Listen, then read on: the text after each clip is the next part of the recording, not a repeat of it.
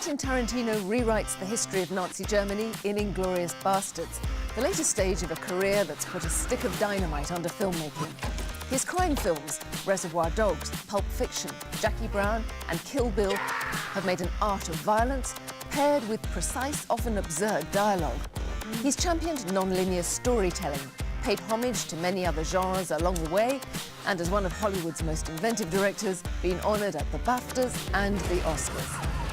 This is his life in pictures.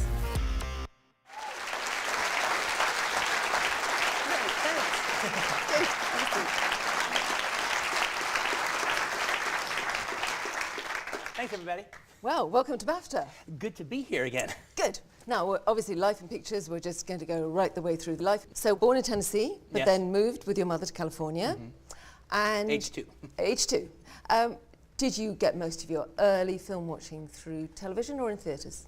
It was a pretty good mix. I mean, I'm sure I saw tons of stuff on television, but my mom was really, really young, and my parents were really young. So, you know, movies were about the only thing that they could afford to do. And they, even before they could afford to take a babysitter, hire a babysitter, it was either cheaper to just take me. So, as opposed to in England, you're not restricted to stuff. You can go see movies, like R-rated movies and restricted films, if your parents take you to see them. And they never qualified what I could see. You know, they just figured there was nothing in the movie that would ever bother me. So at a very, very young age, I was like seeing The Wild Bunch and Deliverance and all these things. And so I was just always seeing adult and adult kind of entertainment, but I also watched all kinds of classic movies on television. And did you think very early on that you actually would quite like to do it yourself? As a child, if you watch movies and you like them and you want to be a part of them, then you think about the acting, because that's all you really know about is the actors. So you see, those are the people that you see. So they're the ones doing what you want to do. If you want to be involved in movies, then naturally you want to be an actor. And I even remember at a very, very young age, my mom like telling her friends when they'd be over at the house, "Oh, Quentin's going to be a director one of these days." And they go, "No, I don't want to be a director. I want to be." I didn't even know what a director was. You know, I want to be an actor. And but then pretty quickly, as a little kid, even and still as young, I started knowing who everybody was. I would go see a movie, and I was horrible in school and couldn't do anything in school. But I'd go see a movie, and I knew every actor in it. I knew the name of the director. I knew the name of the producer and the writer. And I just started getting an encyclopedic knowledge about that stuff. So you had that knowledge, but you decided you didn't want to do too much school after about 16? Yeah. Oh, no, I definitely quit school. School was horrible for me. It was the worst institution ever imposed on me. It was, to me, school was prison. I hated school. So you jumped out of prison and you did a number of jobs, including famously working in a porn cinema. Yes, I did. Yeah, that was actually the first real job I ever got. At age 16, I got a job as a usher at the Pussycat Theater, which was a porno cinema. I mean, full-on XXX porn. But in some ways, the really important job after that was a little bit later when you went to Video Archives. Terrific, yes. The video store. Yeah, they had a fantastic collection of movies. So I had for 5 years the greatest collection of movies you could ever have, literally at my disposal to watch all the time. And at the same time, you were also developing your own screenplay and making your own film over quite a long period, about 4 or 5 years. Is that right? Yeah. I started shooting a short film. She was by a filmmaker that I had met along the way named Fred Olin Ray let me borrow a 16mm camera. And I started making a short film. And then I said, after shooting that for a little while, I go, wait a minute. Let's make a feature. Let's just expand it into a feature. So so that started this process of a movie called My Best Friend's Birthday. And I proceeded to work on that movie for about 3 years. Basically financing it completely myself from a minimum wage job. So we would shoot, and then that would be it, and I'd run out of money, I'd raise a couple more $100, and we'd do it again. That drug on for about like 3 years. And were you happy with it? Well, I started putting it together and kind of realized I didn't have what I thought I had. And so what happened was with this, I was, oh my God, this was just all for nothing. And I'm kind of going to be a laughingstock. I got nothing to show for all this work. However, The stuff I did in the first, say, year and a half or 2 years, well, that was the really student filmy amateur stuff.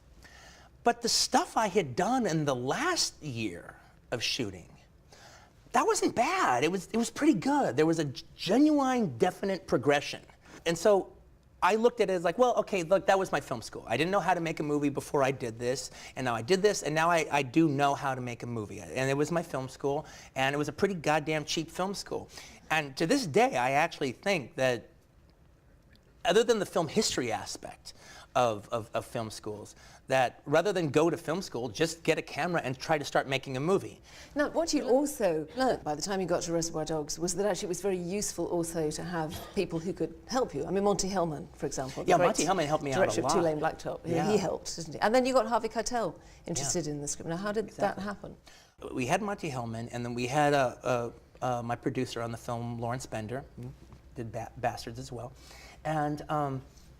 And he goes, okay, Quentin, as far as Mr. White's concerned, who would be your dream actor to play the role? And Harvey Keitel was like my favorite actor. So I was like, Harvey Keitel, that's totally would be my dream.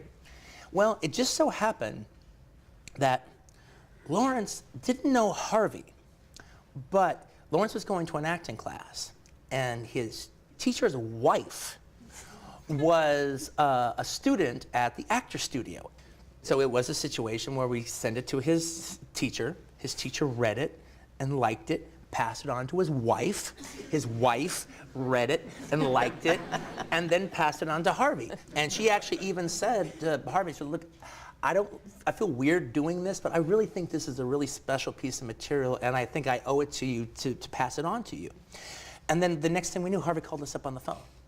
He loved it. Not only did he want to do it, he wanted to help us get it made. He goes, I've never done this before, but I'd like to just be one of the producers on the film. And it was like a dream come true. It was just wonderful. But do you see how precarious all that was? As bad luck as I'd seemed like I'd had, and everything leading up to this moment was as good as my luck was on Reservoir Dogs. Well, this seems like a good moment to see a bit of Reservoir Dogs, sure. which I'm sure you won't need reminding is about a heist gone awry. But we're actually going to look at an earlier bit, which is when the crew are all variously assigned their names. With the exception of Eddie and myself, whom you already know, we're going to be using aliases on this job. Under no circumstances do I want any one of you to relate to each other by your Christian names. And I don't want any talk about yourself personally. That includes where you've been, your wife's name, where you might have done time, or a bank maybe you robbed in, say, Petersburg. All I want you guys to talk about, if you have to, is what you're gonna do. That should do it. Here are your names. Mr. Brown, Mr. White, Mr. Blonde, Mr. Blue, Mr. Orange, and Mr. Pink. Why am I Mr. Pink? Because you're a all right? Why can't we pick our own colors? No way, no way. Tried it once, it doesn't work. You get four guys all fighting over who's gonna be Mr. Black. But they don't know each other, so nobody wants to back down. No way, I pick. You're Mr. Pink. Be thankful you're not Mr. Yellow. Now, of course, what happens quite soon after this does very well, Reservoir Dogs, everybody loves Reservoir Dogs. Yeah. Then Natural Born Killers, your next script, is made by Oliver Stone. Right. But by the time it's made, you are credited with story rather than script. Yeah. So what did you think of the finished? Well, I've never seen the finished movie, Natural Born Killers. See, I would have actually got first credit position on Natural Born Killers if I had allowed it. But I was so pissed off that they rewrote my work. I believe in integrity, and I didn't care about the residuals or any of that stuff. God forbid anyone thought that was my screenplay. And you feel you made that clear? That was absolutely... Well, and then not only that, I attacked Oliver Stone in the press. How dare you rewrite my shit? Well, that's standard Hollywood practice. F Hollywood practice. You don't do that to me. You know? But the whole point, you know, we've actually made it up since then, but the whole point, though... That must have been a conversation. No, it went a long time. It went for a long time, all right? We got drunk together, and it was fine, all right? You know, but the point, I wanted all of Hollywood to know, do not buy Quentin's script unless you're gonna do it. If you bring another writer, I'm gonna attack you. So you went to write Pulp Fiction, you went to Amsterdam? Yeah, I started over there, yeah. So what kind of research were you doing in Amsterdam? Well, it wasn't so much doing... It wasn't so much I was doing research. I was... I had never been anywhere before. I was just, I just... It's hard to describe how broke I was through all of my 20s. I got paid $50,000 for Reservoir Dogs. So I said, well, I'm gonna go to Europe. I've always wanted to go to Europe, and now I'm gonna go. But I'm gonna go for a while. And so that actually ended up getting a really cool little place to stay in Amsterdam. I go, well, you know what, let me see what it's like living in another country. And so that's where I just started writing. So they had no connection about Amsterdam and writing. It was just a place to live while I was writing and have this really wonderful experience. But everything that's ever going on with me at whatever I'm writing will find its way into the material. So since I was living in Amsterdam and having this brand new eye-opening experience of what it's like in Europe, I made it that was happening to Vincent at the exact same time. That he had just come back from Amsterdam and they're asking him all these stupid questions about it and he's explaining it to them. Well, that seems like a very good point at which to see a clip from the film. Cool. And the hitmen, Vincent and Jules, John Travolta and Samuel L. Jackson, when we're going to see them now they're on their way to one of their deadly work appointments, but they're discussing on the way consumers' habits in the Netherlands. Okay, so tell me again about the hash bar. Okay, what you want to know? Hash is legal now, right? Yeah, it's legal, but it ain't 100% legal. I mean, you just can't walk into a restaurant, roll a joint, and start puffing away. I mean, they want you to smoke in your home or certain designated places. And those are hash bars. Yeah, it breaks down like this, okay. It's legal to buy it, it's legal to own it. And if you're the proprietor of a hash bar, it's legal to sell it. It's legal to carry it, but that doesn't matter, because get a load of this, all right? If you get stopped by a cop in Amsterdam, it's illegal for them to search you. I mean, that's the right the cops in Amsterdam don't have. Oh, man, I'm going. That's all it is to it. I'm going. No, baby, you think it the most. Now, John Travolta, who obviously we saw there, why did you decide to pick him up at that stage for Pulp Fiction? You'd been presumably an admirer when you were a kid. Did you see Saturday Night Fever? I suppose you would have been a teenager? Yeah. No. I always thought he was a really terrific actor. And I always felt bad that he'd kind of like fallen on hard times or kind of fallen by the wayside.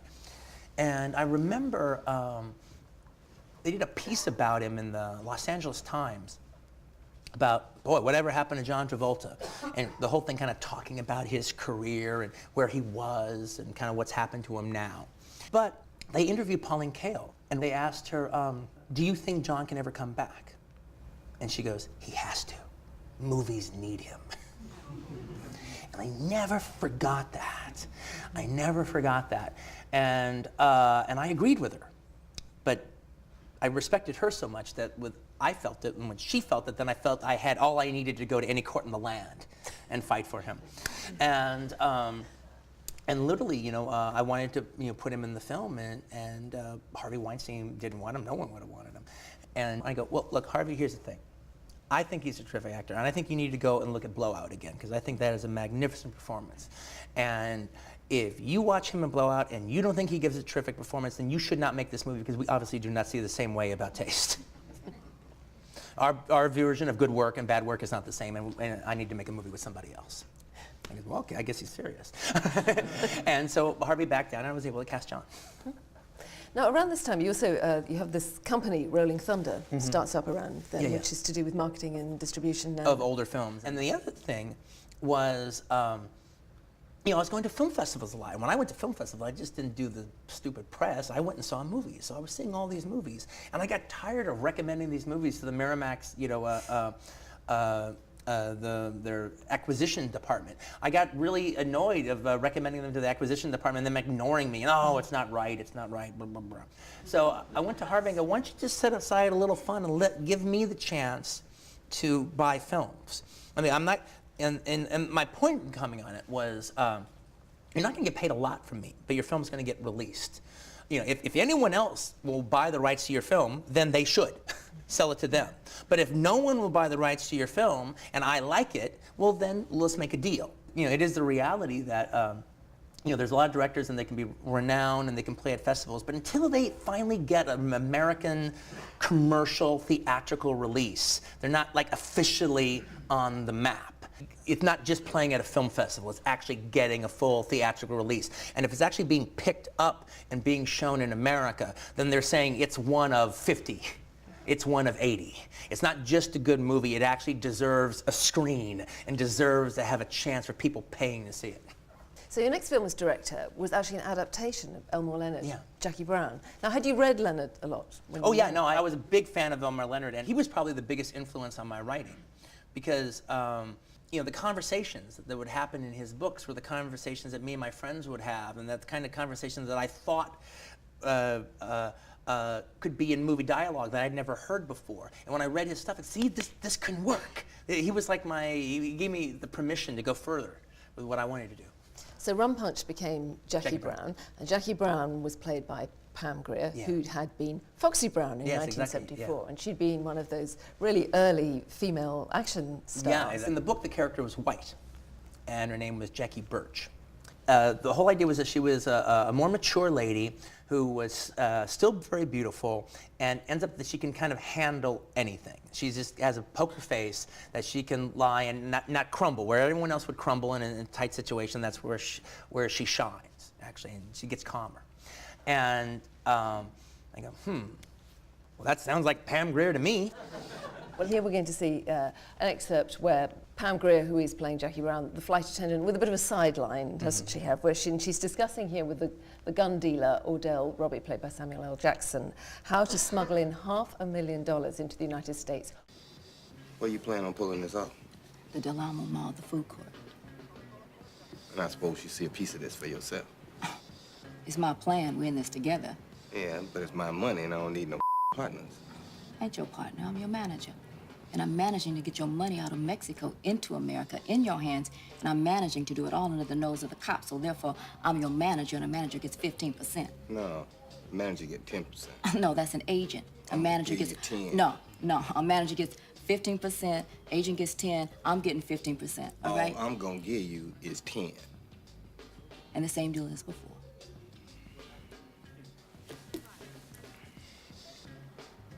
I can do that. One of the things about Jackie Brown was that actually, although the narrative was in some ways more linear than your previous stuff, you tell one incident from several different perspectives. Yeah. I just thought that that would be the way to tell the story, was to just follow one person all the way through and then go back again and follow another person all the way through and then go back again and follow the other person all the way through. It's just exactly the way it hit me as I was reading it to do it. And you gave them all the characters had different soundtracks as well, Yeah, which converge at one point. Well, they have their different soundtracks, and also every character kind of had their own drink that they drank in that. All right, Ordell always drank screwdrivers, orange juice and vodka. Jackie Brown always drank white wine, and Louis and Melanie smoked pot. That's the case. Now, next then we get to the fourth film by Quentin Tarantino, as it says in the title of it, which is Kill Bill Volumes 1 and 2. Now, you and Uma Thurman cooked this up between you, didn't you, the idea, when you were making Pulp Fiction? Yeah. The idea was doing a revenge movie. The idea was doing a kind of a 70s style. This is before it became a martial arts thing. That happened later.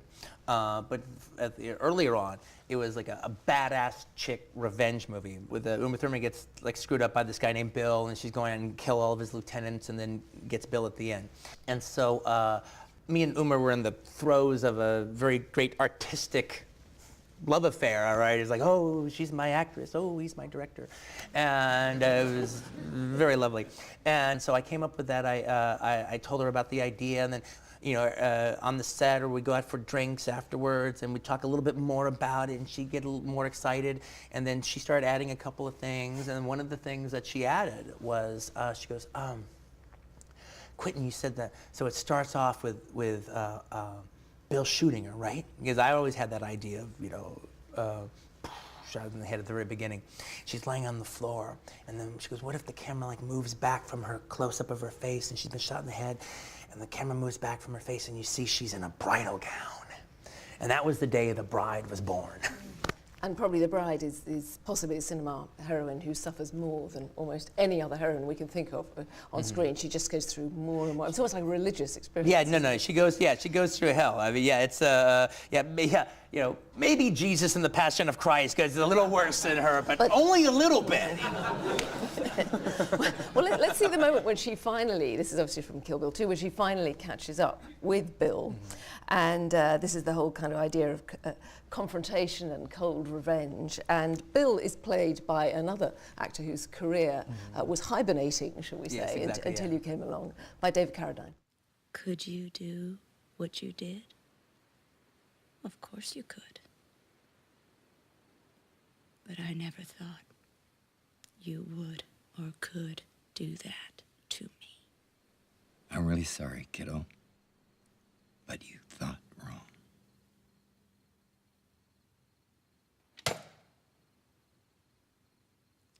You and I have unfinished business. Baby, you ain't kidding.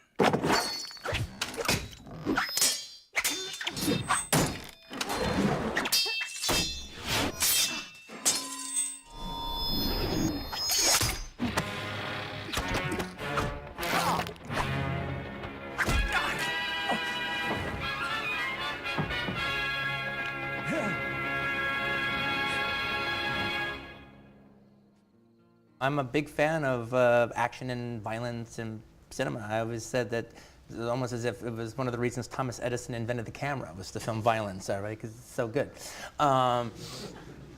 And the genres that I'm attracted to tend to be genres that deal freely in that kind of stuff. And that has to be done well, because if you don't do it well, then it actually has no effect. What I'm about is playing the audience. Like, I feel like I'm the orchestra conductor, and the audience's reaction are my orchestra. And the sounds you make are my instruments, and your feelings are my instruments. And so it's like, I want to, so it's like, laugh, laugh, laugh. Stop laughing. Stop laughing. Okay, now be horrified. Be horrified. This is horrible. This is horrible. This is horrible, horrible, horrible. Laugh. And that's what I want to do. That's what I get off doing. And to me, when someone does that to me, I've had a good time at the movies. But by getting that reaction, okay, I may be being far too heavy about this here, but is there a sense in which some of your violence I find really difficult to watch? I mean, you see a lot of violence in cinema, but even just going back to Reservoir Dogs, you know, man bleeding in the back of a cab, or whatever it is, really unsettling. There are bits in Inglourious Basterds, really unsettling. Is that because you never want people to forget the capacity, if you like, for humans to harm one another? No, I think you are getting too heavy with it, as far as I'm concerned. You know. I thought maybe I was. Yeah, no, I don't have concerns or thoughts like that. You know, if a guy's shot in the stomach and he's bleeding like a stuck pig, I want to see him bleeding like a stuck pig. That is now the situation they're dealing with. All right, it's not he's like, ooh, ow, he's got a stomach ache and a little round hole right here. No, he's gonna have like, you know, a pint or two of grue. You know, building up. You know, I want to see that. That is now a thing that they have to deal with. Now, there's a question about any of your films where you're making lots of references to earlier genres. To, if people haven't seen them, does it matter if they don't get the references? No, not at all. Because I'm just known as such a film aficionado, there is this aspect that everybody who writes about cinema or thinks about it just kind of sees me coming, basically. So everyone feels like they want to match wits with me and figure out that, you know, where did this come from? Where did that come from? And most of the illusions that people come up with, I wasn't thinking about. I mean, I might have seen it, but I wasn't thinking about it. And I think they're kind of pushing the point to say that that it was from this or from that.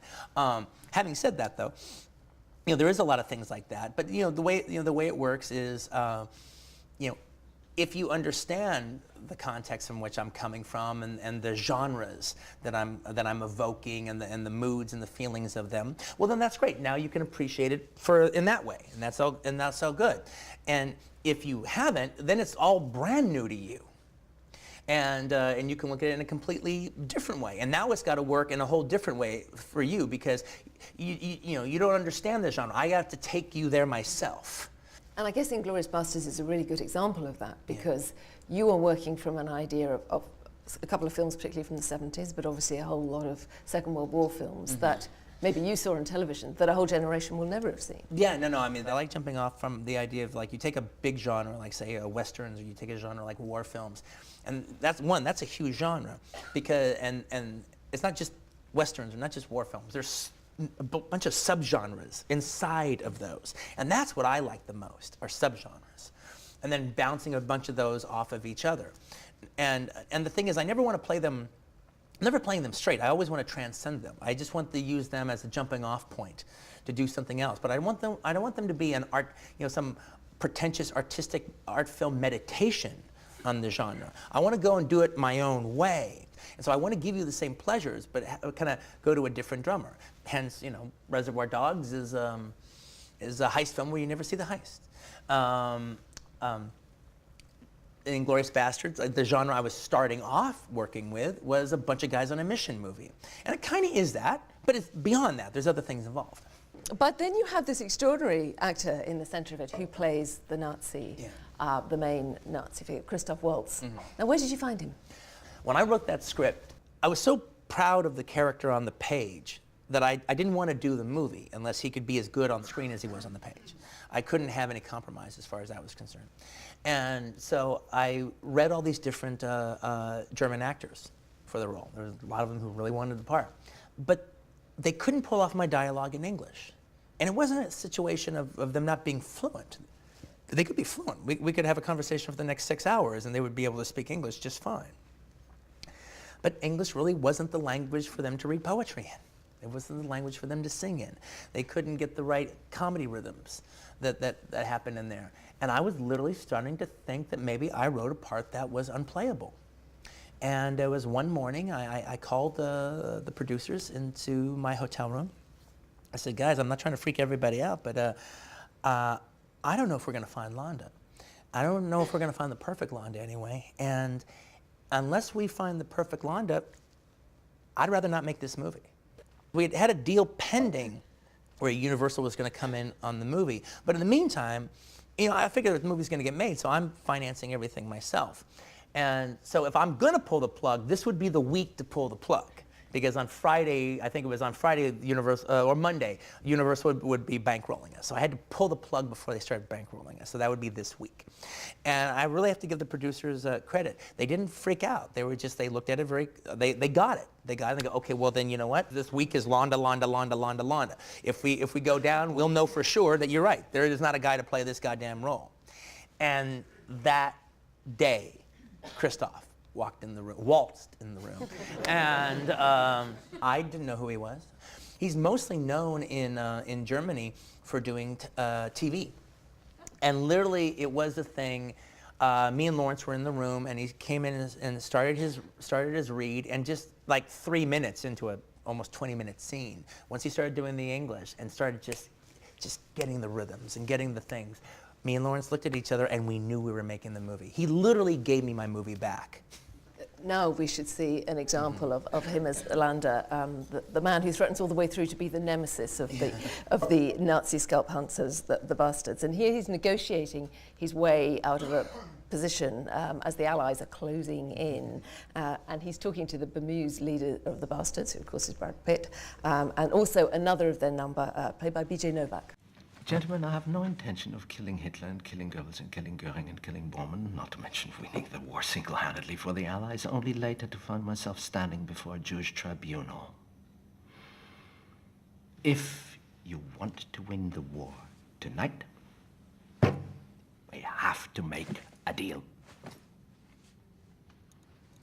What kind of deal? The kind you wouldn't have the authority to make.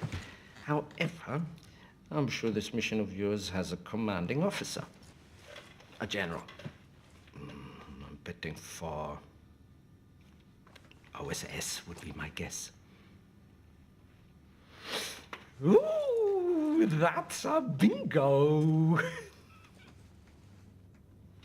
Is that the way you say it? That's a bingo? You just say bingo. Bingo! How fun!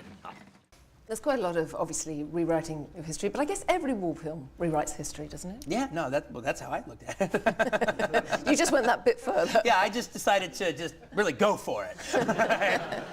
Well, Quentin Tarantino, for your Life in Pictures, thank you very much indeed. Thank you, it was lovely. everybody.